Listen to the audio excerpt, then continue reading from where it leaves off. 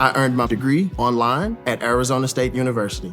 I chose to get my degree at ASU because I knew that I'd get a quality education, they were recognized for excellence, and that I would be prepared for the workforce upon graduating. To be associated with ASU, both as a student and alum, it makes me extremely proud, and having experienced the program, I know now that I'm set up for success.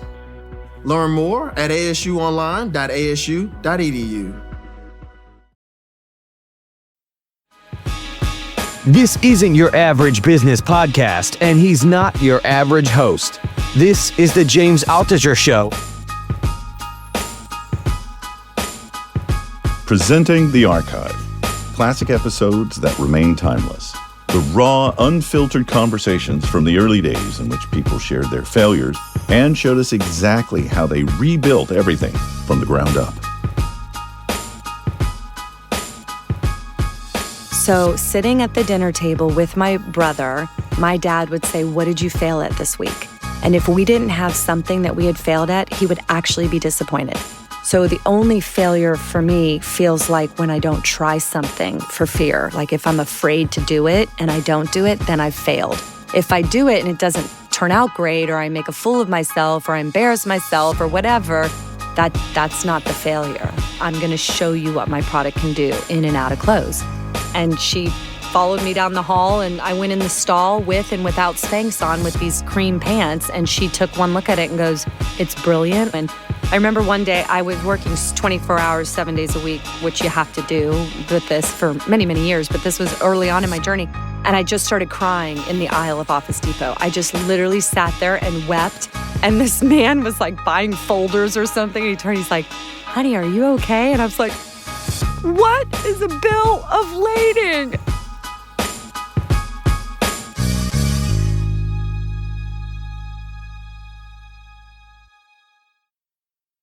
So, Sarah, I'm always bad at the beginning of these things because I feel like at some point I need to let you speak, but I also have to introduce who you are. But I'll just start off by saying, not only am I a huge fan, I think you're one of the most incredible people ever. And you used the word courage before. You are one of the most courageous people I know. So I'm going to let you speak eventually, but I do feel I have to intro. But I'll intro by saying this. We're recording this on Inauguration Day, and I was going to cover the inauguration for a newspaper. I had spent months volunteering, for no pay, and then getting White House credentials. And I even got invited to an inaugural ball. And then when I heard today was the day you were available, I canceled all that to do this podcast. Oh my God, are you serious? I am totally serious. Oh, I'm really flattered, and I feel pressure. Like now I got to really step up my game, but that is so nice. I almost didn't want to tell you because I didn't want you to feel pressured, because also reality is, as I get closer to an event, I realize, do I really want to be out in the cold all day? So I'm glad we're doing this. But Sara Blakely, inventor of Spanx, I don't know what it's valued at. It's a multi-billion-dollar company. The main impetus for this is you also are involved in many charities, but in particular, you just came out with a book, The Belly Art Project, which was just this amazing thing out of your own imagination, which you'll explain, but it helps all women who are going through childbirth. And we'll get into Spanx in a second, and we'll get into the charity also. But I didn't know this one basic statistic that you have on the website, which is that 3 women a day in the U.S. die from childbirth-related issues. Is that really true? Yes. How do they, while they're giving birth, they die, or what happens? I'm not exactly sure how they're dying, but the point is that there's such an opportunity to help with maternal health. And so this particular project, since my foundation is mostly about empowering women, but this creative idea was so linked to pregnancy and that moment in time that a woman is carrying a child and giving birth, that I gave all the funds from this book to Every Mother Counts, which is Christy Turlington's foundation. So they're the ones doing real important work on the ground to help with maternal health. Well, I want to get into the genesis of the Belly Art Project, but there's a lot of comparison between what you did here and what you did with Spanx. So I know you've been interviewed a billion times about Spanx. Is it okay with you if I ask you a little about that? Because I see these comparisons. One is, you just mentioned the word about empowering women and helping women. And it seems like beyond making a lot of money, beyond creating a new element of fashion, there's this overall vision that you had from way back, from pre-Spanx, of how can I empower women and give them more confidence. And I see this as this running theme through all these things, and it fires your creativity, your business sense, everything. Like, where did this start? I think about that often. Where did this start? I didn't come from a family that was talking about women's rights or, anything in regards to this. But I feel like it came from just this understanding and knowing that I was so lucky to be a woman born in this country at the time that I was. And I literally, for as long as I can remember, had that sense of this gratitude about that. I think part of it had to do with my mom also. I saw my mom as someone who wasn't given as many opportunities and how that affected her in her life, and my grandmother as well. So I just had this, oh my God, I've got to take advantage of this, not only for myself, but on behalf of other women, because I'm such a believer that the world would be such a better place if half the human race was able to contribute in a really meaningful way and wasn't held back and was encouraged and supported to go be their best version of themselves, whatever that is. But many young girls, and I have 2 daughters, many young girls will not take the opposite view of their mom. So your mother was a homemaker, which is very important, but she was also an artist, right? And at some point you must have said to yourself, well, I could do more. There's something she's not doing that I could be doing. And what was that moment? Well, I also sensed my mom's sadness. So my mom and I, we've talked about that, but my mom suffered from depression most of my childhood. And so, I saw this woman that I just felt like a little bit, she was the most wonderful mother. She's really the sweetest person I've ever met in my life. I mean, she literally was voted most sincere in college. Like, she's just this woman who has this angelic quality about her. But there was always a sadness. And so I may have just absorbed that. I'm going to live not only my life, but I'm going to live a life for my mother and all the other women like my mother or my grandmother. So that part of my drive and my courage came from that. I'm afraid of most things. Like, I'm afraid to public speak. I'm terrified of heights. I don't like to fly. I'm afraid to fly. So the list goes on and on. But when I think about where do I get the courage, because I would go out and read all these books about how to live your best life. And I always joke that there was like the aisle of self-help, like you can do it, believe in yourself, get courage, find courage. And then no one would tell you how. And then there'd be the aisle of from good to great. Once you've already got your business, here's how to make it bigger. But there wasn't the aisle of like, but tell me how to get courage. Tell me how to believe in myself. I know that I should. And so when I reflect back, I think courage really comes from a few places for me. One is gratitude. I mean, having immense gratitude really helps me with courage. Did you have to train yourself to have gratitude? Because I feel that's almost a muscle that needs to be exercised. And many people are not grateful. Many people want the next thing. We always wake up and figure out what's the next thing rather than reflecting on, well, hey, things are good for me and gives me that, the fact that things are good for me gives me the power to do the next thing. So was it hard for you to learn gratitude, particularly coming from a situation where your mom was depressed and that's what you saw growing up? It might have been just partially how I was baked, like how I came into the world. But I just feel like the gratitude piece really was there as long as I could remember. And part of it isn't even gender specific for me. It's just I truly feel so grateful for life. Like, to me, not to try every day to be the best version of myself I could be seems like it's not saying thank you for this gift that I was given.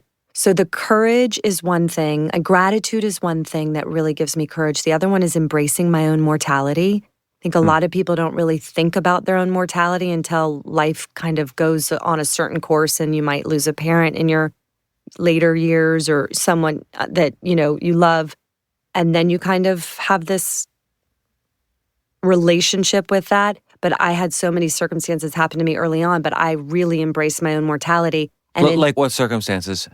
Well, like when I was 16, one of my best friends was run over by a car in front of me. And that was, a really intense moment of, oh my God, life is super fleeting. It created a sense of urgency, but also gratitude for me. And then a bunch of other series of tragic accidents happened to people that I loved. And it just kept being a reminder. But I don't look at mortality as a depressing subject or something that I don't want to think about. It totally inspires me because it makes me feel so much less afraid when I put my life in perspective. It's like, what are we doing? Like, we're only here for 60 years, 80 years, 100 if you're lucky. Like, the universe, in the scale of it, we are a blink of an eye. So to let fear hold me back, I just start to think about the perspective of it all. So it's like there's a meta thinking that happens. So when you sense that you're feeling fear about something, are you aware instantly, I just wasted that second feeling fear, so now I'm going to do something about it? Yeah, and it is sort of like a muscle. The more that you embrace and face fears, the stronger that muscle becomes. So embracing my own mortality and gratitude. And then the third thing that really gives me courage is purpose beyond yourself. So attaching yourself to something that's greater than you. So I felt this drive to want to help women. And so when I was terrified to cold call the Neiman Marcus buyer, or when I was terrified to be on the Oprah show, or when I was shaking in my boots to do half of the things I need to do, stand in the manufacturing plant in North Carolina and talk to the owner who was scary about my invention idea, each one of those times I was tapped into, but this is bigger than me. Like, I'm doing this for women and on behalf of women. And that, more than anything, gave me the courage. Would you kind of have a feeling of, I'm just trying to kind of dissect the actual feelings going through your head during these really high stakes moments. Would you feel kind of a sense of surrender? Like, oh, there's something bigger I'm working for here, like this kind of empowerment and vision I have for women. So I'm going to surrender to that, knowing that that will help me. Do you instead push forward? Okay, I'm doing this for women, so it's going to be right. Like, Both. Both. Okay. Yeah, it's both. It's kind of, throughout my entire journey, I've been afraid. I just am. I'm nervous a lot. I get anxiety. I'm still at this stage of the journey. I still experience all those emotions. And yet, I just think it is so incredibly important, just feels self-indulgent to sit back and say, oh, well, I'm not going to do it. That feels self-indulgent to me because of the gift of life. It's like, oh, no, wait, I have to go for this. Life is not a dress rehearsal. But maybe if you also sit back and relax, maybe you're afraid things will fall apart because you've lived your whole life kind of pushing into the fear. Are you afraid to not face fear? I'm not afraid to not face fear. I've just seen over and over again the benefits and how my life expands every time I do that. And that's my favorite part of life. For someone listening to this who thinks, oh my gosh, I can't accomplish what Sara Blakely has accomplished in her life, what would you say? What's kind of a way to kind of test this muscle a little bit? What can they face that they are afraid of today? What was the last thing you were major afraid of, like in the past few days even? Well, last night I went to an event for Warren Buffett. He invited me to the premiere of his movie, Becoming Warren Buffett. I was afraid to go. I was nervous. I went by myself. My husband couldn't be there. I had to give myself a pep talk to walk into the room. And, and Warren's... What do you say in your pep talk? Like, get over yourself. It's okay. And this is great. And just power through it, breathe through it, smile, go in there and make it happen. So, but sometimes I'll listen to music that gets me through things. But I want to just say, to answer your question, so my father gave me a super important gift growing up. He used to encourage me to fail. So sitting at the dinner table with my brother, my dad would say, what did you fail at this week? And if we didn't have something that we had failed at, he would actually be disappointed. And I can remember coming home from school and saying, Dad, I tried out for this and I was horrible. And he'd go, way to go, and high five me. And that was so interesting because what he was doing was reframing my definition of failure. So failure for me didn't become about the outcome. It became about not trying. So the only failure for me feels like when I don't try something for fear. Like if I'm afraid to do it and I don't do it, then I've failed. If I do it and it doesn't turn out great, or I make a fool of myself, or I embarrass myself, or whatever, that's not the failure. It's almost like you could, and I've seen this throughout your career, you would lean into a failure to try to find the opportunity in it. And I think a lot of people don't learn that skill because let's take school right now, or even when we were growing up, everybody needs an A+ or they're unhappy. Whereas the reality is life is about getting C's most of the time after you graduate school. So you're not really supposed to fail or admit failure or give yourself permission to fail, but your father was essentially giving yourself permission to fail. Completely. And celebrating it because, obviously he wasn't celebrating lack of effort. He was celebrating trying new things and getting out of our comfort zone and go try out to sing if you know you're horrible at it just to see what happens, or, try these experiences. And that was really an important gift to do. Well, I was going to ask about that because before everything, before the Value Art Project, before Spanx, yes, before you were selling fax machines, door to door in the pre-Spanx period, I saw there's just one line about it, but you tried to be a stand-up comedian. Yeah. That is the hardest thing in the world. I've once or twice gone up on stage and done stand-up. You have? It is the scariest thing in the world. In the world. No doubt. I can think about it now and start shaking. It's that scary. I have this motto that the more you experience in life, then the more you have to offer others. So I'm always bring on a new experience. What's something that I wouldn't really do that I can go try? And that was on my list. And every time I'd look at it, I'd be like, no way. There's no way. Because I would just start shaking and flip out. And so I was like, okay, that's the one on my list I got to really do. And, because you loved stand-up? Or no, what was it about stand-up? No. I find humor in almost everything. As human beings, my humor was sort of observational humor. I almost feel like I've been going through life standing beside myself, observing myself as well as the rest of life. And I just see humor all the time, the quirkiness of it all and so for me, it was just an opportunity or an outlet I used to write comedy all the time in my notebooks, or I'd see things and then I'd get up and do it. But I wasn't particularly good at it. What happened? How do you know you weren't good at it? I was good. I was okay. I got asked back several times, but I mostly did open mic for 2 years around the country. I did the Improv in Dallas. I did. You're kidding? For 2 years? Yeah. You're practically a pro. They need to give you an HBO special. No. But anyway, I'm very glad I invented something because that was a really intense chapter. And I have so much respect. First of all, cold calling. I cold called for 7 years, which is also terrifying and super humbling. I sold fax machines door to door for 7 years from 100% cold calling in Clearwater, Florida, where I grew up. I would get escorted out of buildings. People ripped up my business card in my face at least once a week. Oh, they'd be so angry about this girl wants to sell me a fax machine. There would be a no soliciting sign on their door, and they were just annoyed. Here's someone who walked through the door and is trying to sell me something. I used to have to stand in office complexes and dodge and hide from the security guards. I can remember standing behind planters and stuff please don't see me, because they would escort me out of buildings. It was intense. I think I would be scared to cold call or go door to door. What's kind of a technique of cold calling that you would use? Well, I can always remember trying to make somebody laugh or smile, because if you do that in the first 15 to 30 seconds, you usually get another 15 or 30 seconds. And I often found the best way to do that was to be self-deprecating or show some form of vulnerability. Showing a form of vulnerability always just seemed to connect on a more human level, and it gave permission for the other people, I feel to be kinder and also maybe want to help. So instead of trying to walk in and be, Mrs. Fax Woman, I'd walk in and be like, okay, I'm so uncomfortable right now, and I know you don't want me in here, but this is my job, and I know I have a fax machine that can really help your business. So I would just be as authentic as I could. I have times where, all kinds of things happen to me in that, but it was such good training ground because I heard the word no all day, every day.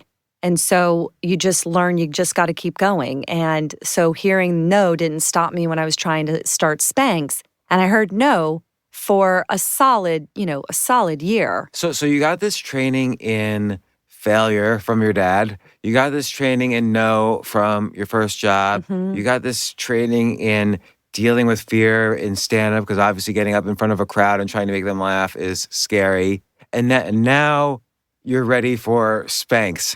And plus you had this you had two other things going on. You had this vision of empowering women, and I want to relate that to the Belly Art Project as well.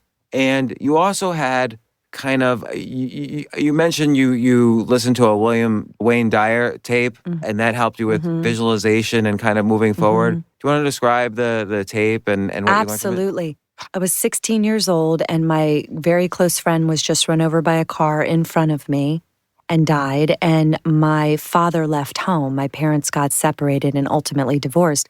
And when my dad was leaving the house, he came into my bedroom and handed me this cassette series called How to Be a No Limit Person by Wayne Dyer.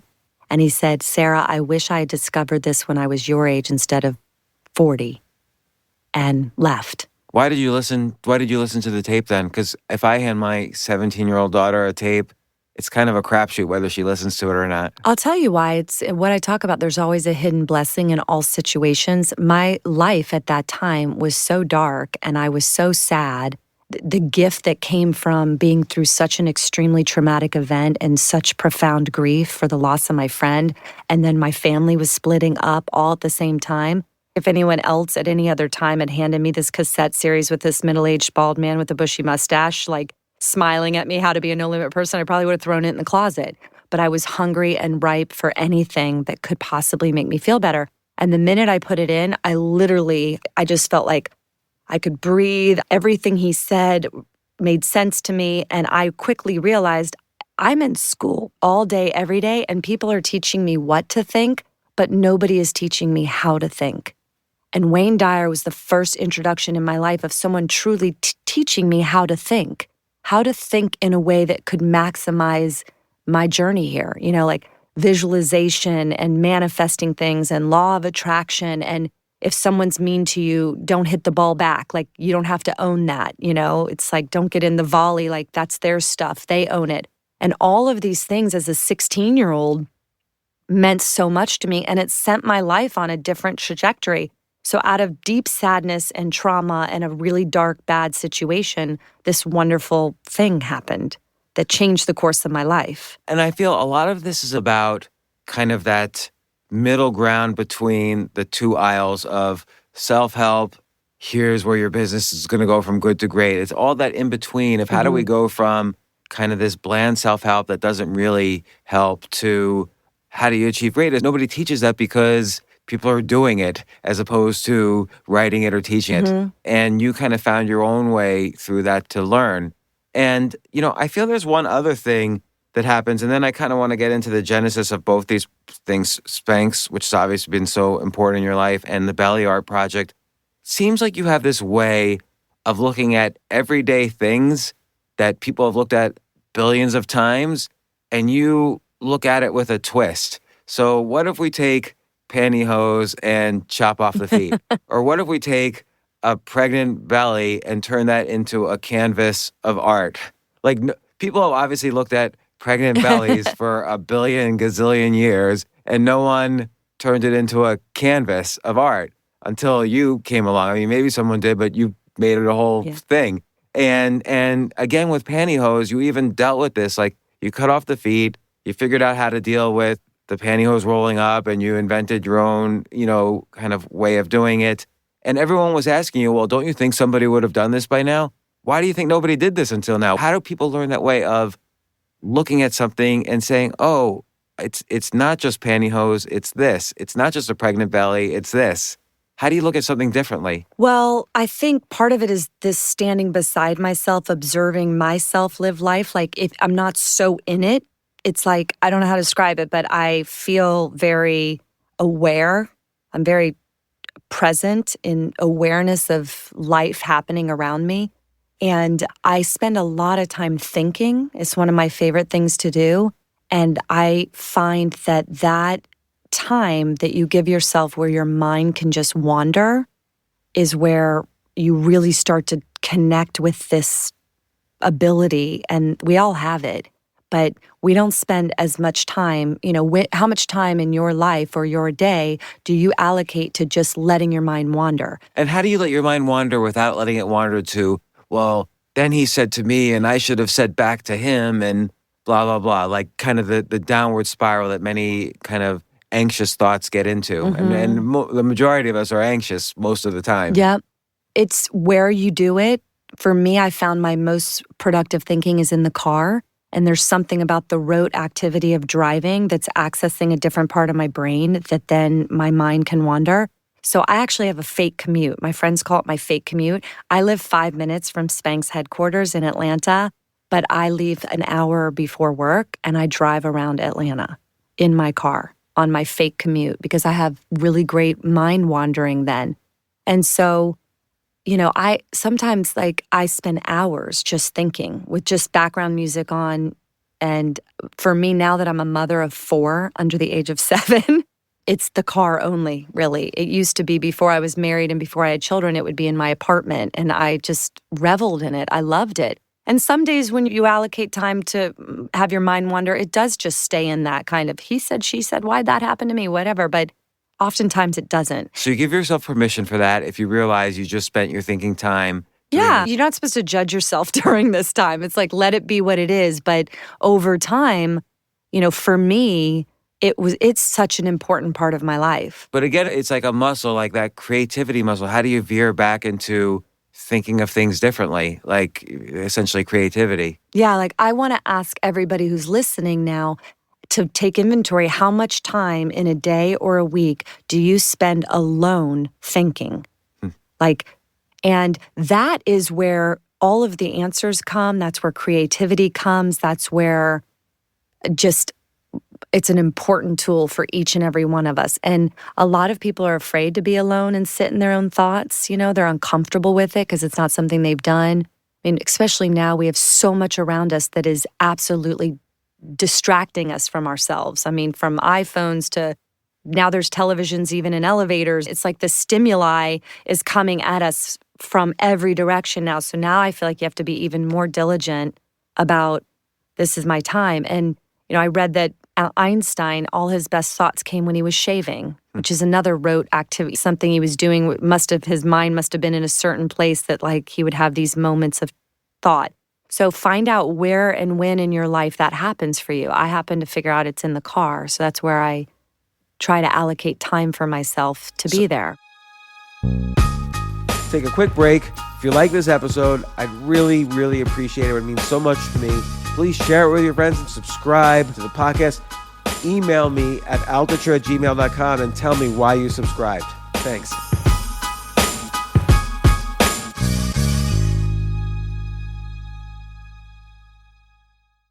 In today's world, you have to be super careful with your data, whether it's your passwords, your bank info, your private emails or messages. There is non-stop attempts to get your data. And some of it's legit corporations stealing your data, and some of it's from hacking, and some of it's from, viruses you have on your computer. By the way, everybody probably has some sort of virus on their computer. But here's the thing. You wouldn't take out your wallet in a shady part of town and start flashing your money around, right? Because you're worried that it would get stolen. Well, that's what you do every time you use public Wi-Fi. Public Wi-Fi is the shady part of town. Every time you connect to an unencrypted network, let's say you're in the airport and you use the public Wi-Fi in the airport, your online data is not secure. Any hacker on the same network, it's not easy, but they can do it. They can gain access to and steal your personal data. Again, passwords, bank logins, credit card details, on and on. It doesn't take much technical knowledge to hack someone.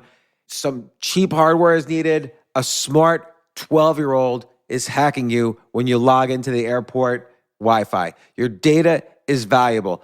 The statistics show hackers can make up to $1,000 per person selling personal info on the dark web. ExpressVPN stops hackers from stealing your data by creating a secure encrypted tunnel between your device and the internet. It would take a hacker with a supercomputer over 1 billion years to get past ExpressVPN's encryption. It's easy to use. You just fire up the app and click one button and you're protected. It works on all devices, phones, laptops, tablets, everything. Optional, dedicated IP service engineered with an innovative zero-knowledge design. Not even ExpressVPN can trace an IP address back to the user. Select plans include Identity Defender, a new suite of tools to get your data removed from data brokers, alert you when your data appears on the dark web, and even insure you against data theft for up to $1 million. It's rated #1 by top tech reviewers like CNET and The Verge. So for me, it's personally important to use ExpressVPN. I don't know how my data is going to be used. I don't want people to even know where I'm at. I don't want people, obviously, to know my passwords. I probably use the same password for everything, so use that info how you must. But look, secure your online data today by visiting expressvpn.com/Altucher. And the Altucher is all in caps, Altucher. That's ExpressVPN, ExpressVPN.com/Altucher to find out how you can get up to 4 extra months. ExpressVPN.com/Altucher.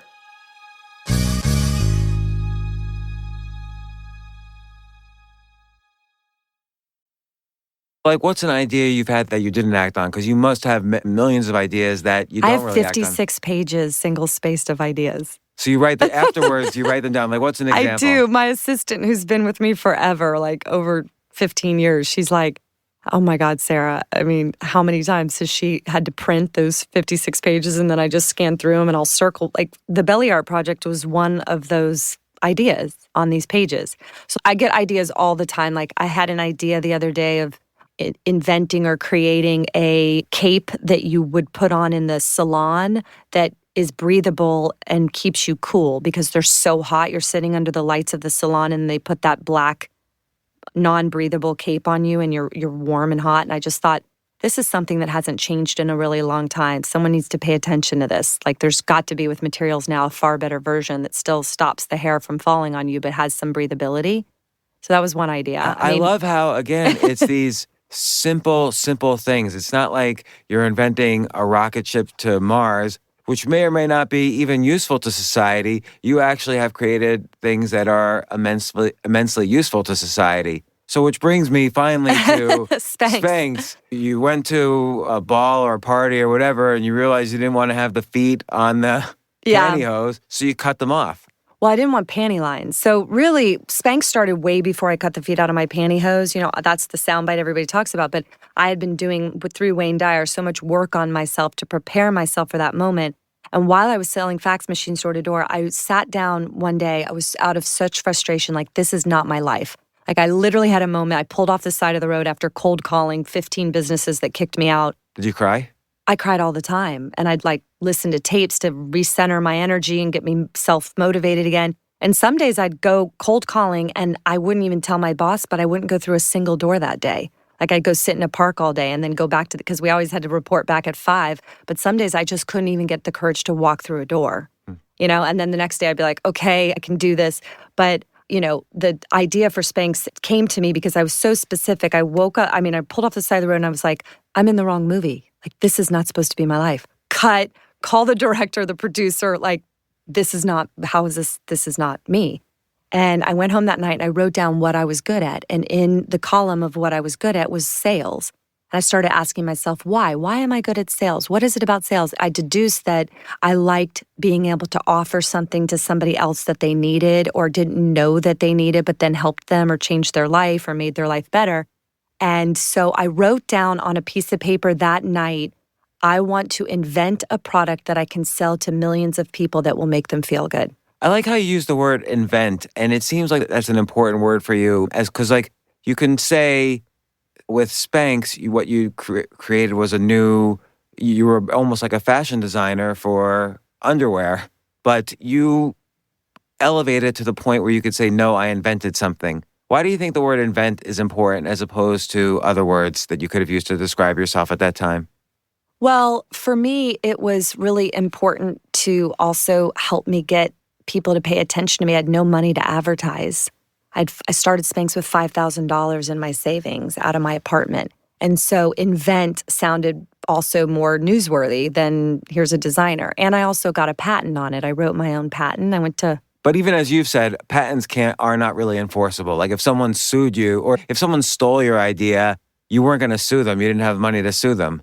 But the word invent, the word patent pending, these are words that kind of at least allowed you to get through the door. They were really sales techniques. They were very helpful for me to get attention for my product. And I think people don't think of that enough. Like they think, okay, I've got the product, shouldn't they listen? But there's all these things combined. There's personality, there's the words you use to describe yourself that are kind of like, almost like brain words, like keywords that people will listen to. And then there's the product itself. Yeah.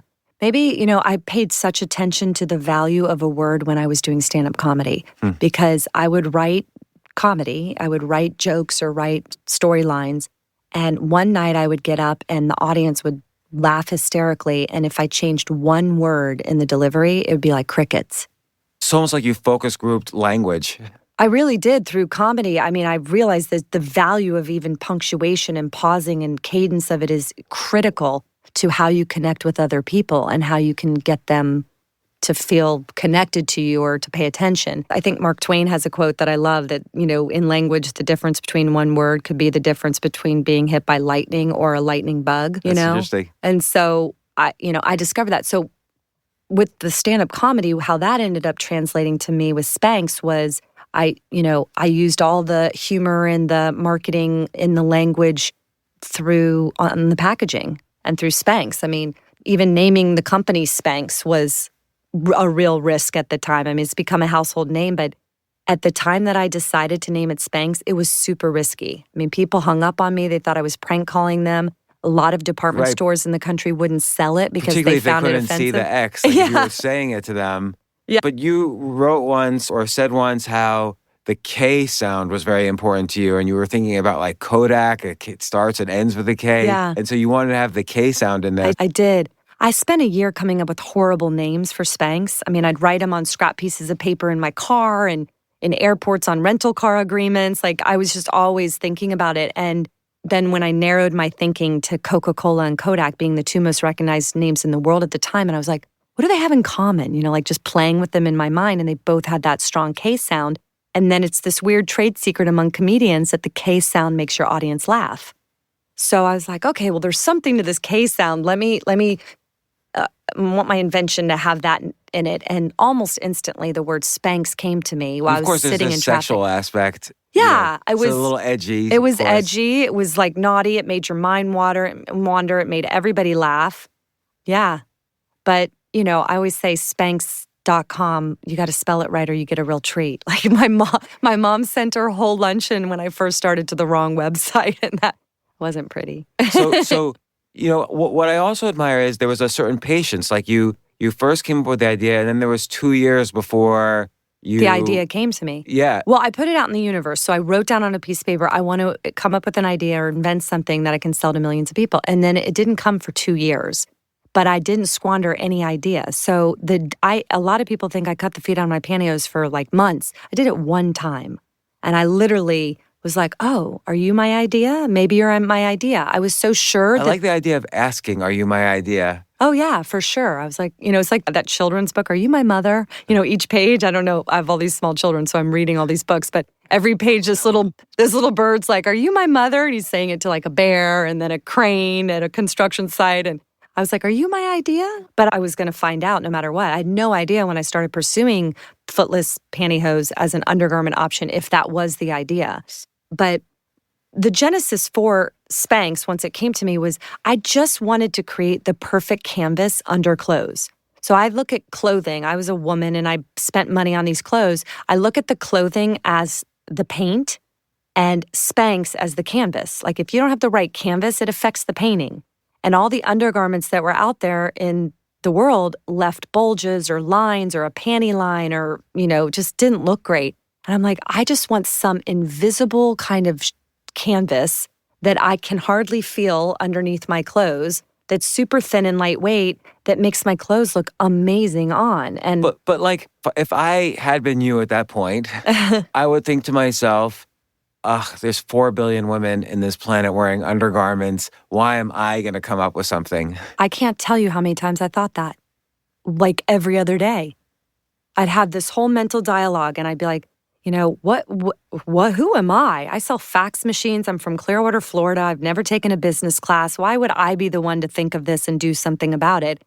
And then, then I'd have another conversation with myself, or a week would go by and I'd be like, that's right, I'm not going to do this.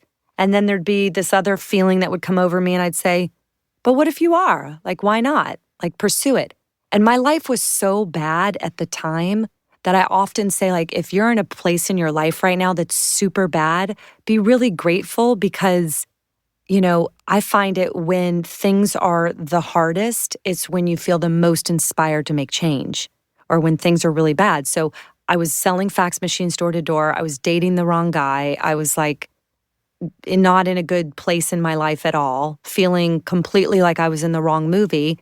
And that if it hadn't been that bad, I don't know if I would have felt so compelled to take some sort of radical action for myself. And it wasn't quite radical in the sense that you still gave yourself time. Like, a lot of people kind of come up with an idea and they say, okay, I have the idea. Now give me money and I'll quit my job and I'll just do it. And you kind of incrementally just could imagine now from what you're saying, you would probably be frustrated with one area of your life and say, okay, well, I'm going to just make some incremental progress on this new idea I have that's unnamed. Like, what would be some of the kind of small, tiny things you would do to advance yourself forward? And this was over a 2-year period. Yeah, I never quit my job selling fax machines. Which is really important to know. Yeah, I worked on Spanx at night and on the weekends for 2 solid years. And I took time off of work. I took a week off of work of vacation time to actually go in person to the manufacturers that had all been telling me no over the phone and cold called them to try to get them to help me make this idea.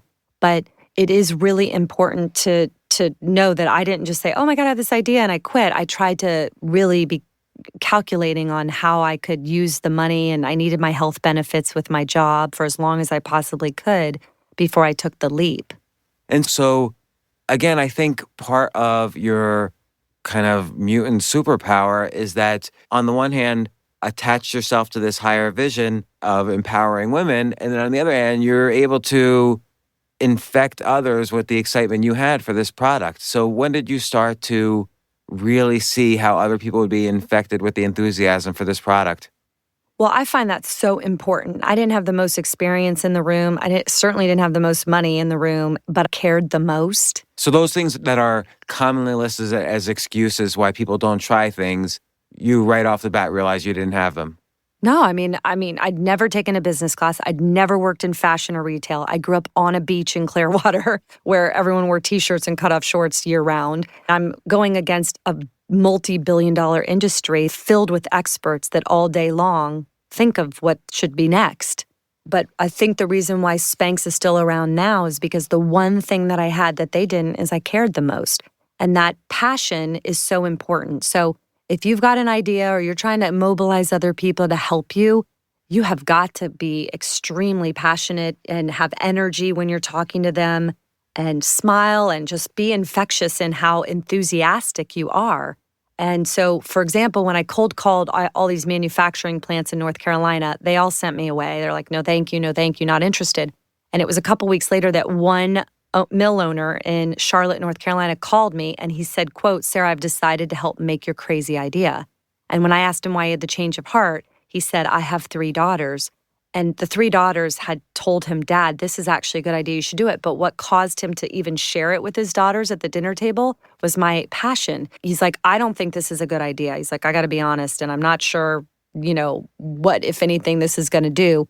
But he said, your enthusiasm and your passion for it is what stuck with me after you left. It seems like you had to have the passion on several layers. Like, there's the layer of this is what the product is. There's the higher layer of this is going to empower women. Then there's all these things that will make women feel, it'll solve all these different problems for women along the way. And you kind of have to be passionate along each layer to really infect someone else. There has to be multiple reasons. Yeah, I used to practice how I would say things, and I would try to take any doubt language out of my delivery. So if I would hear myself say, I think it's going to be great, I would change it to, I know. And, I just believe wholeheartedly that if you show any doubt in yourself, then the other person's certainly going to have it. So your best chance or your best foot forward is to show zero doubt. Even if inside you're like, I'm scared and I'm not sure. I cold called Neiman Marcus. So I called them on the phone And I said, I'm Sara. I invented a product. Give me 10 minutes of your time and I'll fly to Dallas. And, she just kind of said, well, if you're willing to fly here, I'll give you 10 minutes.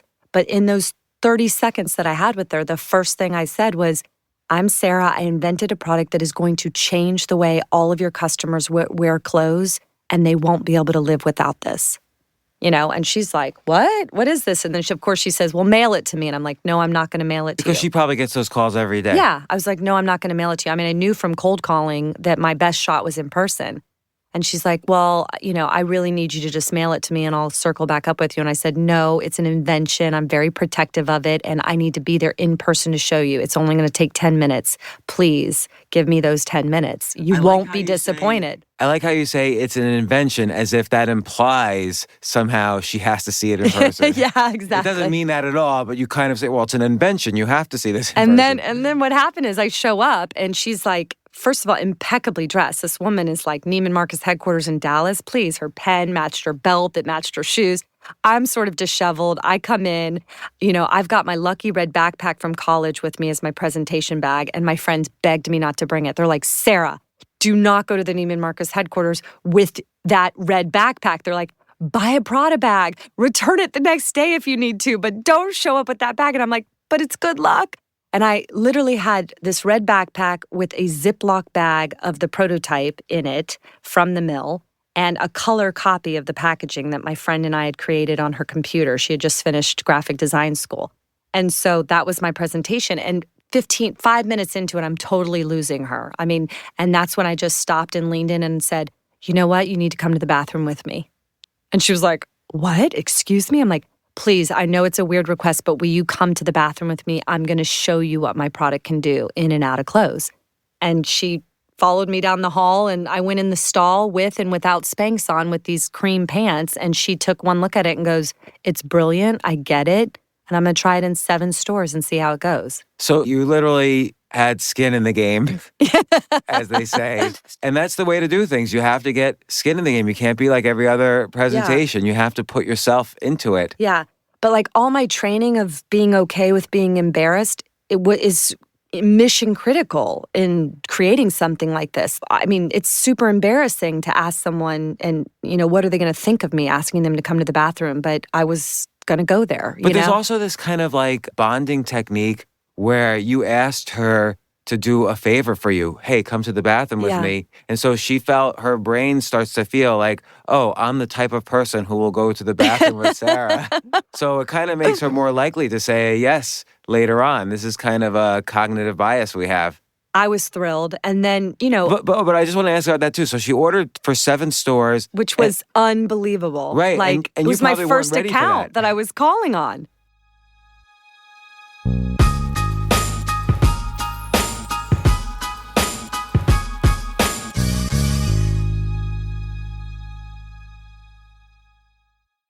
So I have started many companies. Some did well, some did not do as well. I've also run many companies. I've advised many companies, and I've been involved in all aspects of the hiring process, whether sometimes I would have to hire a CEO, but sometimes software developer, sometimes designer, sometimes head of sales or business development. I've been involved in basically every aspect of running a business, and hiring is maybe the most important thing you could do when you start a business. So I'm going to give you one piece of advice, and it's related to what I'm talking about here. I used to think I was frugal because I would try to find employees as cheaply as possible. Someone young, just starting out, whatever. But what I've learned is you do so much better as a business finding the best person in your field. If you want a head of sales, find the best head of sales. If you want a software developer, hire the best software developer. It ultimately will save you money, but it'll also save you so much time, so much aggravation, so much anxiety. These are all things you need to preserve. It's really important to hire correctly. When you're running a business, your mind is on your business 24 hours a day, 7 days a week. That's the problem with being an entrepreneur is you never leave the work at the office. So when you're hiring, you need a partner that works just as hard as you do. I have found that a great hiring partner is LinkedIn Jobs. When you clock out, LinkedIn clocks in. LinkedIn makes it easy to post your job for free, share with your network, get qualified candidates that you can manage all in one place. And I find this is such a great platform to find people for your job because millions of people are on LinkedIn, millions of qualified people. Here's how it works. You post your job. LinkedIn's new feature helps you write job descriptions and then quickly get your job in front of the right people. Post your job for free or you pay to promote it. Promoted jobs get 3 times more qualified candidates. You get qualified candidates. At the end of the day, this is the most important thing to your business is the quality of those candidates. Based on LinkedIn data, 72% of small and medium businesses using LinkedIn say that LinkedIn helps them find high-quality candidates. So that's good information. You share with your network. So when you're on LinkedIn, your whole business network knows you're hiring. So find out now why more than 2.5 million small businesses use LinkedIn for hiring today. Find your next great hire on LinkedIn. You can post your job for free at linkedin.com/Altucher. That's linkedin.com/Altucher to post your job for free. Terms and conditions apply.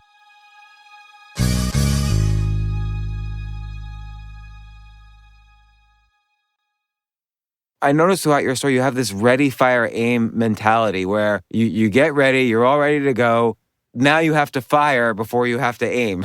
So you had to fulfill this order before you were ready to fulfill orders. No. Throughout Spanx, all I was focused on is the quality of the product. I want to know that I have the best product in the world, like for what it's doing, and then selling it. And I didn't think of anything else. So you kind of felt smaller problems would solve themselves if the bigger problems got solved. Well, I just knew it doesn't matter how much money I've raised for marketing or my marketing plan. I just need to, I'm like such a scrappy salesperson at heart. You cannot take the hustle out of me. I can't help it. I just wanted to go and start selling this thing. And I'm like, everything else, I'll figure it out if I start selling it. I didn't have a back end set up. I had no distribution model set up. I had no marketing plan. I had nothing. So I'm in my apartment. I just left my job selling fax machines. Actually, I hadn't quit my job. I landed Neiman Marcus and Saks Fifth Avenue before I quit Danka. Very important point. Entrepreneurs mitigate risk. They don't take risks. So you took a risk, yes, by going to Neiman Marcus. Yes. But you still had your health insurance paid. Yeah. So anyway, I get this amazing opportunity. She says, I'm going to put it in 7 stores. And I like to say this for a second because what you don't know can be your greatest asset if you let it. So if you're sitting there right now in your life and you're like, have an idea or you imagine a different life for yourself, but you're like, but I didn't go to school for it. Or I don't have any contacts in this. Or I don't have money to do this. Those things, if you just allow them to, could be what is your competitive edge. It could be what gives you the opportunity to do something amazing. If you don't know how it's supposed to be done, then it's pretty likely you're going to do it different. But let me ask, okay, I'll throw some other excuses at you. I'm too old. I'm too old to be a stand-up comedian right now. The guy who started Kentucky Fried Chicken was 60 when he started it. I mean, too old is like a joke. You're not too old. You're just not. So, but just to get back to that, for example, this is a perfect example of not knowing how it's supposed to be done working in your favor. I land Neiman Marcus. Months go by. All these people in the industry start coming up to me and going, Sara, how in the world did you land Neiman Marcus? And I would literally look at them and I'd go, I called them. And they would just stare at me. And there'd be this really awkward moment. I go, why? What do you do?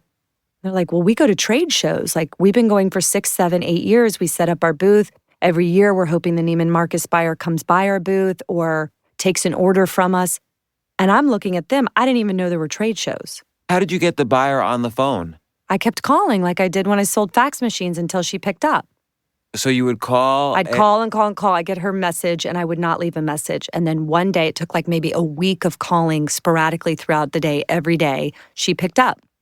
What if a secretary said, she typically doesn't take any calls, you'll have to meet her in a trade show? What would you have done then? That's a little bit trickier. You really have to then win over the gatekeeper. So, I just give the pitch to the gatekeeper that this is a call that's really important, that's going to change, the way women wear clothes, and that Diane would really appreciate being able to speak to me. That's one approach. Sometimes I would send the gatekeeper something. Like some of the places I was trying to get into, I'd mail one shoe and it would just have a note that say, I'm trying to get my foot in the door. So just quirky, weird things that funny things. Yeah, funny things. But I land these 7 stores. I have no marketing budget. I am a team of basically 1 in my apartment. I don't know how to pack and ship. I have semi-trucks pulling up all of a sudden to my apartment with boxes of Spanx because I am the fulfillment center. I mean, the manufacturer wouldn't fulfill for me. So all of a sudden, all this stuff started happening, and then I didn't have crotches. Very important to have a crotch. So when I landed Neiman Marcus, I called Sam Kaplan, the guy that owned the mill, and I'm like, Sam, it's Sara. I landed Neiman Marcus. And I mean, total silence. He's like, what? I go, Sam, I landed Neiman Marcus. I need more Spanx. And he's like, Sara, don't take this the wrong way, but I thought you were going to give these away as like holiday gifts for the next 3 years. Like, what do you mean Neiman Marcus wants it? Because he was still didn't think it was a good idea. So I said, yes, I need him. He goes, great, I'll patch you through to Ted, who I'd been working with in the back of the mill, like all the time on the prototype. And he was super Southern and had this super thick accent. And it's like, I have so many funny stories about that. But I got patched through to Ted, and Ted's like, well, that's great, but what you gonna do about the crotches? I was like, what are you talking about, No. Ted? Don't they come with crotches? Like, I just landed Neiman Marcus. He's like, well, we only got 2 crotch machines and they're being used by somebody else.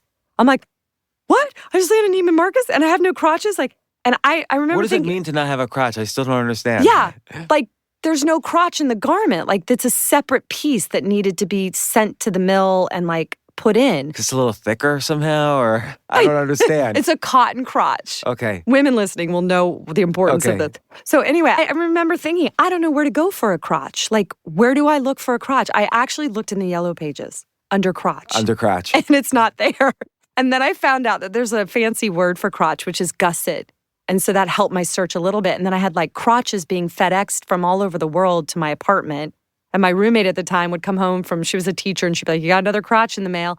And thankfully, just out of luck, I found a crotch company that happened to be in Atlanta, Georgia, like 30 minutes up the interstate from where I was. And the guy by the name of Gene Bobo saved the day and provided me the crotches I needed to deliver the Neiman Marcus order. So Sam would create the pantyhose, send them to you, and then this guy would sew the crotch in. Yeah. And you had none of this prepared, like in No, advance. I thought that it came with the crotch because I'd been working with How Ted. much time did Neiman Marcus give you to kind of fulfill the order?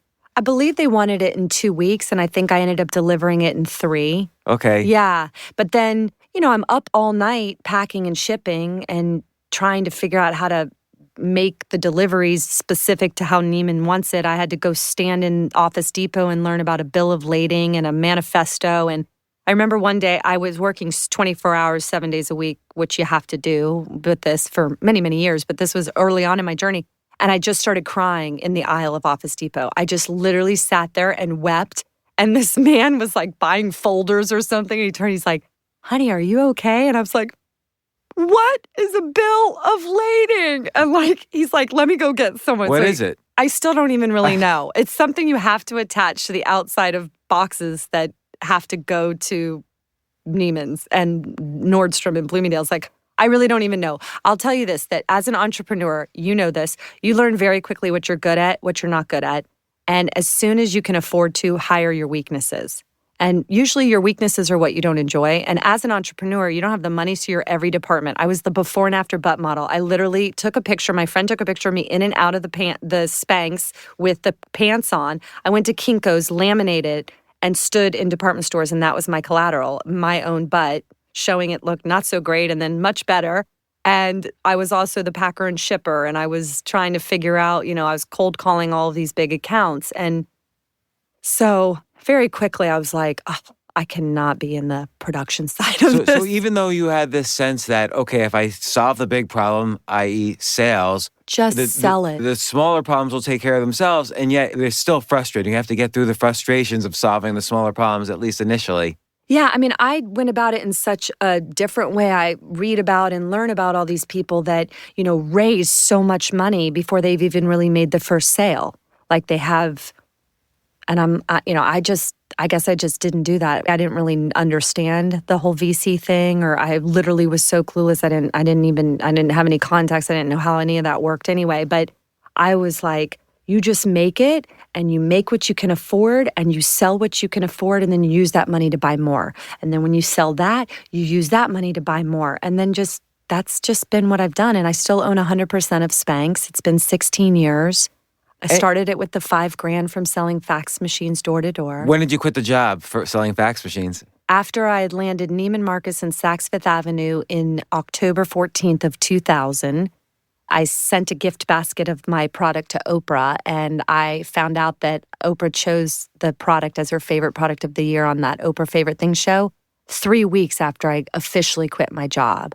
So her favorite thing shows in November. I quit my job on October 14th, and it was wild. So that's another example, though, of ready, fire, aim. Like Oprah wanted to film your office, and you didn't have an office. Yeah. So, but you said yes, of course. So the fire was you saying yes, and then you had to kind of find the office. Like most people would say, no, I don't have an office, but No, you don't say no to Oprah. No.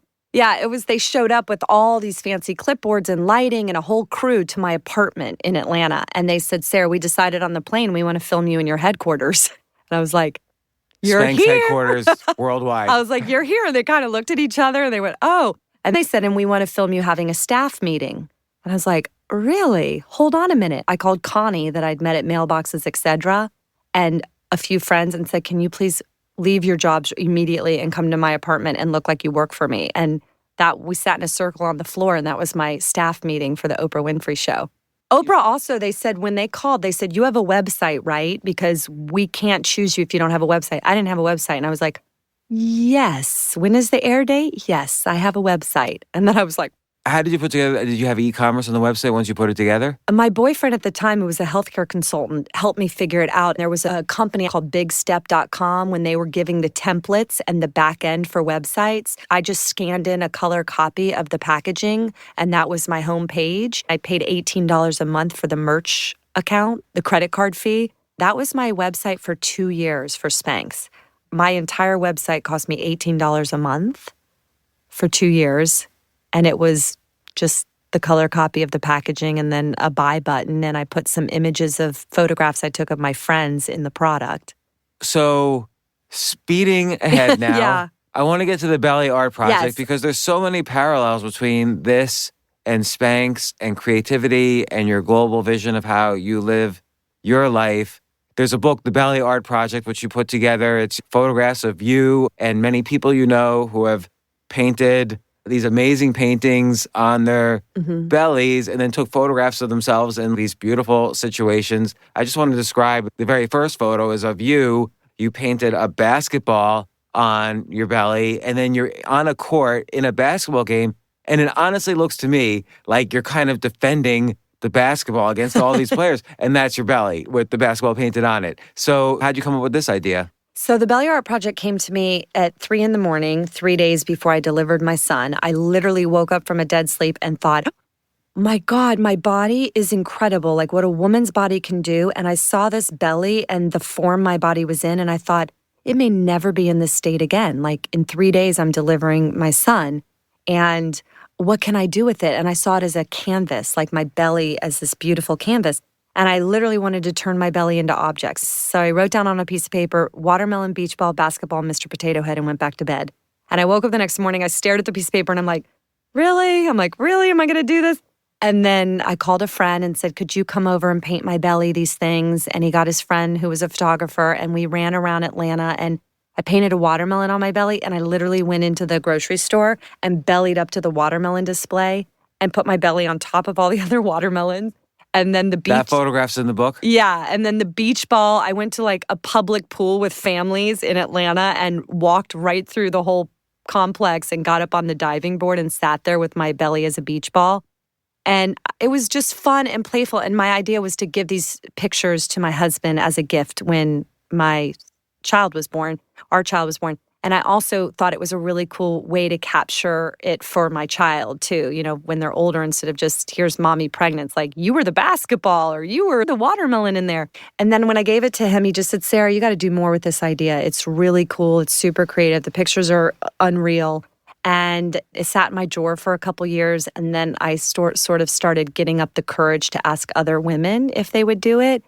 And did anyone say no to you? yeah, some women said no for different reasons. They just weren't comfortable with it, or schedule, or, you know, just different reasons. But I would say 98% of the women I approached said yes. And one of the first people I approached was Kate Winslet. And she said, you know, absolutely, I'd love to do this. And they all knew it was for a good cause. I was giving 100% of the proceeds to help mothers in need. So wasn't a book I was trying to make any money off of myself. I just thought of it as a platform and a way to celebrate women's bodies in a time where we're pregnant and see the kind of whimsy and fun and humor in our changing bodies. I know pregnancy's beautiful, but I kept getting these like gifts for goddess type photo shoots. And I never really felt like a goddess when I was pregnant. I felt more like a Cirque du Soleil character. Like I was like, this is funny. And I'd look at my body and go, oh my God, and just start cracking up. And like, this is, so I just sort of saw it more through a humorous lens. And then I started writing objects down at every traffic light I'd sit at, again, in the car, all my ideas. I mean, the word Spanx came to me in a car and the ideas for belly art. And then I collected this whole long list and I would approach women that I didn't know or that I did know. I mean, I literally stalked women at airports, other people's weddings, and nail salons. I'm like, hi, I'm not weird, I promise, but your belly's amazing, and here's what I'm doing. And, you know, I'd show them my pictures. I always find that when you're trying to get people involved in something, showing yourself or being a part of it or somehow making yourself as vulnerable in a sense is a really helpful tool. So the fact that I'd already done it, I'm like, here I am as a watermelon, you know, or here, they were like, oh, okay. So, you know, with Spanx, I put my own butt on the line, literally. I mean, taking a photograph of my own butt before and after and being willing to show it not looking perfect in the before. I mean, you know, you got a panty line, you might have some cellulite, whatever. And then the women would look at it and I go, and this is me, you know, and then you could see their whole body language change. And then it just became like this girlfriend to girlfriend moment. Like, that's you? Well, you know, you look great. I would never think that's you. And I'm like, girl, you know, like we all have this. It's like we're looking for the right canvas under our clothes. So anyway, on the belly art, and 7.5 years later, over 100 women in the book. It's a beautiful, artistic coffee table book. But it's so creative. It's a great gift to give women who are pregnant. It's a great gift to give as shower gifts. There's also a belly painting kit. All of the proceeds go to help moms.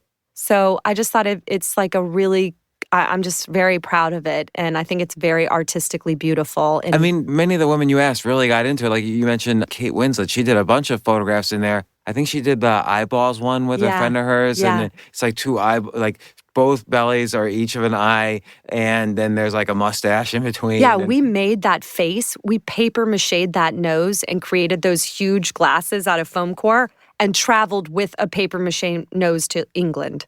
Because the photo shoot was in England. So we made the nose in Atlanta and then flew there.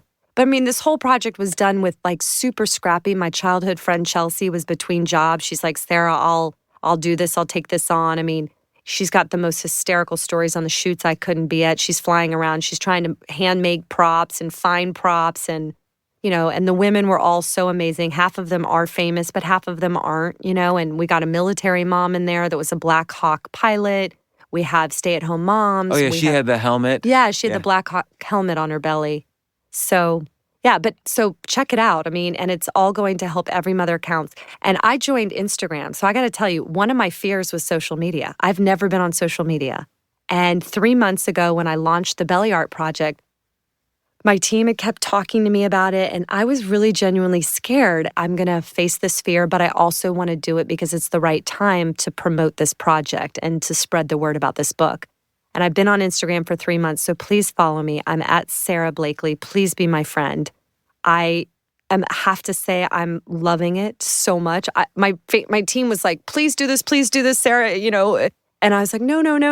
And now I think they're looking at each other and like, she hasn't worked since, basically. And well, people also should tag you and hashtag the Belly Art Project and put their own photos up on Instagram. 100%. Yes. We have all these amazing pregnant women that have painted their own bellies and are posting the pictures, and it's creating quite a movement, and it's awesome. So again, though, it's a way of looking at some very common thing and saying, oh, there's a different use of this. And you've used the word canvas now to describe women's undergarments and women's clothes, and now a pregnant belly. And again, in both cases, you're using it to, there's this idea of empowering women. So there's this overriding vision, but, and that fuels your infectiousness, I'm sure, when you're asking people to do this for you. But like, what other things could potentially be canvases in our life?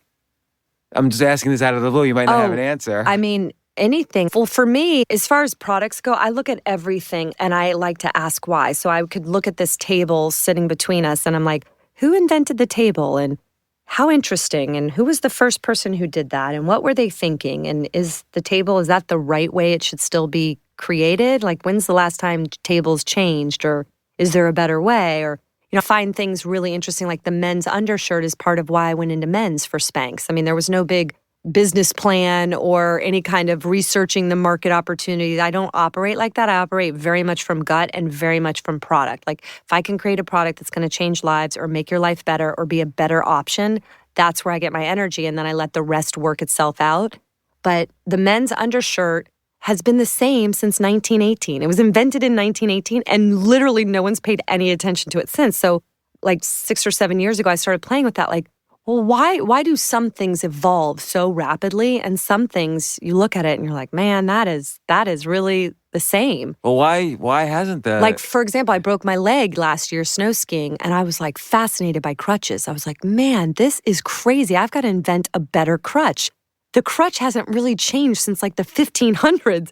The only thing that's different is now it's metal and not wood, but it's highly dysfunctional and there's got to be a better way. So is this an exercise? Do you find yourself with every product like always asking these questions? Yeah, my mind just wanders to that. I'm just always thinking about that. And, like the other day, I was fascinated about the guy who invented gum. I didn't read anything about him. I was just sitting there on a plane thinking about it. And I'm like, wow, because I brought a concept to market that didn't already exist, and I had to explain what it was. It took all this sort of, but why do I need footless pantyhose? And I'm like, it's about the butt, like it's the canvas. So I like to think of other people who've done that journey. And when I think about the guy with gum, like, can you imagine being the one to try to promote gum? Like, I could just imagine people going, like, well, what heck? is it? Well, it's this wad. Like, well, what am I supposed to do? Just chew it. Well, And not for swallow what? it. And don't swallow it? Like, I try to go through like my mind of the sales pitch for that guy, like creating this whole item that became part of society. Like, think of that. And the original gum had no flavor either. So it's like, just chew this thing. Did it have sugar? I don't know. So you should do a book on like all these kind of inventions. Weird things that... Have you ever thought of doing something on creativity? Because obviously that's such a big part of your life. I have so many other ideas that I'm in the process of pursuing and doing. Like what? Tell me one. I don't talk about them until they're out. Like, I'm really superstitious that way. Like with Spanx, I didn't tell anybody my idea for 1 whole year. I told patent attorneys and I told manufacturers, people that could help me move it forward, but I didn't share the idea with a friend or family member. Was this to buffer yourself against potential criticism? I think so. Without knowing it, I just wasn't looking for validation. Like, and this is what's interesting. When we have ideas, they're the most vulnerable in their infancy. Like the moment you have an idea is when it's most vulnerable. And that's when, as humans, we want to turn to our right or left, tell our friend, our coworker, our husband, our wife. And that's when, out of love and concern, people will say things that I think stop and kill most ideas right on spot. So I didn't do it. And what happened is I didn't invite ego into the process. So I didn't want to spend my time explaining it and defending it. I wanted to spend my time pursuing it. And by not telling people, so all my friends and family knew is Sarah's working on some crazy idea. She won't tell anybody what it is. And for 1 year, nights, weekends, I'm like telling my friends, no, I can't go out with you. Or on the weekend, I'm like, no, I'm sorry, I can't go to that party. Or just be in the library researching things or writing my own patent or driving to North Carolina to meet with Ted and Sam. And then it was about a year into it, and I just intuitively felt like now's the right time. Like, I'll share with them what I'm working on. And I think it was that I knew I had invested enough of my own self into this path that no matter what came at me, I wouldn't have stopped it. And so I literally started telling my friends and family what it was, and their reaction was hysterical. I mean, they're like, what? You're doing what? I'd hear, well, honey, if it's such a great idea, why doesn't it already exist? And then I'd hear, well, sweetie, even if it is a good idea, you're going to spend your savings on this, and the big guys will just knock you out of the water in 6 months. They'll just copy you, and then you'll have no savings. Did anyone try to knock you out of the park? Everybody. I mean, everybody. So what I tell people is, I was pretty nervous and paranoid about my idea during the development stage. Don't be, because nobody's really interested in taking your idea and copying it until it's out in the marketplace and viable and working. So, I had people sign non-disclosure agreements when they would, but if they didn't, what am I going to do? I still needed them to try to help me. But yeah, the telling friends and family came later. And I think that if I had the idea, cut the feet out of my pantyhose, put it on that night, went to the party, and woke up the next day and told my friends and family, I might still be selling fax machines. Well, Sara Blakely, founder of Spanx, and even just as importantly, the Belly Art Project, which is, raises money for women in childbirth and going through all sorts of childbirth issues.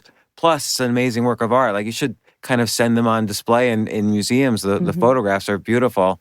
Thank you so much for coming on my show. By the way, I was very persistent. You probably don't even know the ways in which I was persistent to get you on this podcast. So, but also respectful. Yeah. I never pushed in some way that was inappropriate. Well, I so appreciate being on your show, and especially knowing what you gave up to be experiencing today to have this time with me. Thank you so much, and check us out. Well, I'm going to definitely do it. And Instagram, please. And post a photo of yourself pregnant. But not only, by the way, men aren't excluded. Warren Buffett's in your book. He painted on his belly. He did. He's the only guy in the book. He's the surprise person, but he's such a women champion. And I just, as a fluke, sat next to him at an event, and he asked me what I was up to, and I pulled out my phone and showed him the pictures, and he laughed so hard and said, well, I want to be in the book. I was like, was he serious? Was this a joke? So about a year later, I emailed him. I'm like, I have no idea if you were serious or not, but I'd love for you to be in the book. And I gave him 3 or 4 options to choose from. And he shot me back an email and said, I'll take the yo-yo, count me in. And I was like, oh my God, this is amazing. And like 4 days later, I was flying to Omaha to paint a yo-yo on Warren Buffett's belly. Did you paint it? No, I had a belly painter. Yeah. Because in one photo, I just want to mention Ron Wood, the Rolling Stones guy, painted on his wife. Yeah, because he's an amazing artist. Ron Wood is an amazing artist. And I felt that was a good way for them to bond while she was pregnant. Yeah. So it was a nice relationship thing. Yeah, absolutely. Well, thanks again, Sara. I can see your salesmanship and creativity at work as the seconds go here. So thanks again for coming on the show. Yeah, thanks for having me. I really appreciate it. And my husband loved being on your show. I didn't mention him during the podcast, but the Jesse Itzler podcast was really fantastic. I'll ask you now, what was it like living that month when Seal was living in your house? So Jesse wrote Living with the Seal. A seal moved into your house so he could train Jesse for 30 days. And you had to deal with it. Yeah, it was wild. I love different experiences, so I was open to it. I was like, okay. And it was just 2 worlds colliding that couldn't have been more different. I mean, here's a Navy SEAL who's been living out of a backpack for decades, and he moved into our New York apartment, on Central Park, and we have a newborn son, and it was just like, wow. And there was just so much to learn from it. It was fascinating. But my husband's a serial entrepreneur as well, and he loved being on your show. I was saying, not many people really strike him, and you did, and he talks about you a lot. And most people, my husband's striking other people because he's such a quirky, out-of-the-box, kind of larger-than-life sort of guy. But he really liked meeting you. He kept saying, he's only got like 4 possessions. He lives in Airbnbs. And I knew where it was going. I'm like looking at him like, are you about to ask me to do this? Like, is our family going to... I kind of sensed that he wanted to. He does. So, I'm kind of bracing myself for that. All right, well, maybe I'll have you both on the next podcast when you're living in like a trailer. With 4 possessions. And you said one of your 4 is Spanx, right? Well, I lied. But I know. Add a 5th possession. Yes. Make it Spanx. What I usually do is I count an outfit as, like, I have 2 outfits. So, and that contains everything. Because I can't count like each sock as a separate possession and so okay. on. So the undershirt How wonderful and how simple. Frees your brain up to way more important things. It is. Since I've met Jesse, I've lived in 20 different places. So, wow. But it does allow me to not, it's like you said, my weaknesses are basically living a normal life. So this is a way for me to kind of just experience lots of different places and focus on my creativity and the things I want to do. Oh, wow. So great. So again, thanks so much, Sara. Thank you.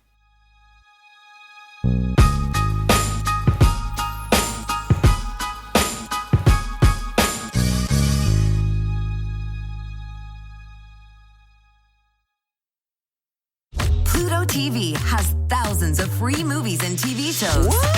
This is the mindset. Free. This is the mantra. Free. This is the mindset. With movies like Joe Dirt, Pixels and 50 First Dates. This is awesome. And TV shows like Survivor, SpongeBob SquarePants, The Fairly Odd Parents, and Ghosts. Pluto TV is always free. Huzzah! Pluto TV. Stream now, pay never. You're welcome.